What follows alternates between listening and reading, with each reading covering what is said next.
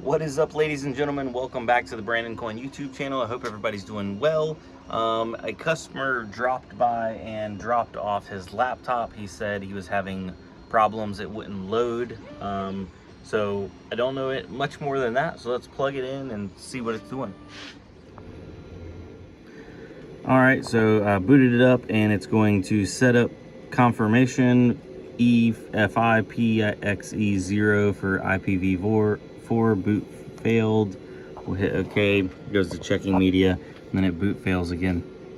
So I'm going to jump into the BIOS and see what kind of drive's installed, or see if it even sees a drive, period.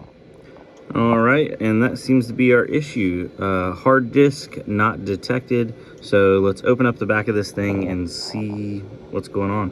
All right, ladies and gentlemen, hold on, let me wipe this off. It is now the next day, and I pulled out the other drive. I don't know where it's at. I think I left it on my desk, but it had a 1 terabyte drive in there, and for some reason I pulled it out and swapped it over to this side. It would not populate. It would not show up. I told him the only thing I had right now that was close to it was a 512 gig SSD. He was like, I just need to get it back up and running. So we're gonna put that 512 in there. I gotta move the mounting stud over to here. So luckily it's the correct size, but we'll get this bad boy fired up, put a fresh copy of Windows on it, and see how we're doing. All right, so that one's done and it's ready to go out. I'm gonna try to start using this top shelf for like stuff that's finished. I guess I'll need to move that radiator somewhere. But yeah, on to the next thing. We have to pack some orders, and we got some 3D printed stuff that needs to go out, some of these RAM holders. And guys, I didn't even realize it, but if you're using, let me show you, if you're using some of, not like the big RAM obviously, but if you're doing like the little RAM, hold on, let me show you this. If you're doing like just standard size RAM, and let me put it in there correctly. Let me put another one like right there.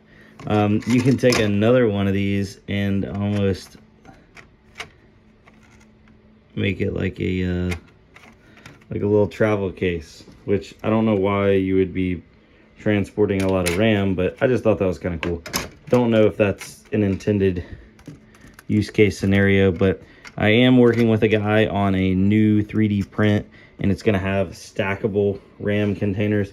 The only thing that's tough is like all these aftermarket little coolers and stuff, they're all different sizes. So I'm going to try to find like the biggest one, which these Corsair Vengeance are pretty big, and then just base the stacking height off the biggest one. But that increases the amount of print time, and of course increases plastic and increases price ever so slightly. But yeah, fun stuff.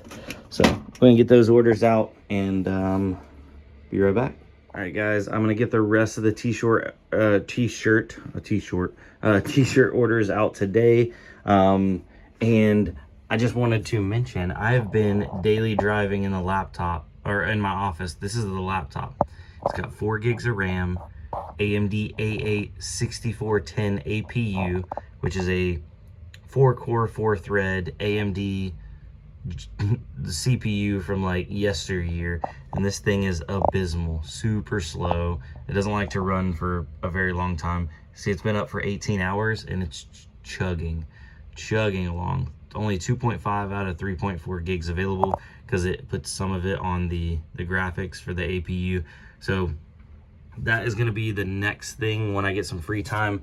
We're going to be building a wall-mounted office PC, because I need something that I can use that's not going to be holding me up, and it'll free up some desk space right here.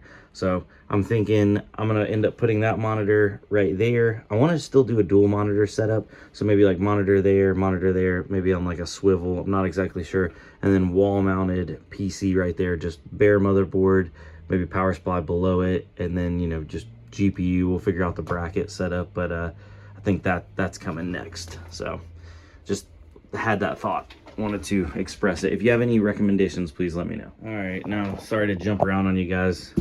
Another order going out, graphics card, but I need to start getting some of my other graphics cards into inventory. So I went ahead and bought myself a, oh, there it is.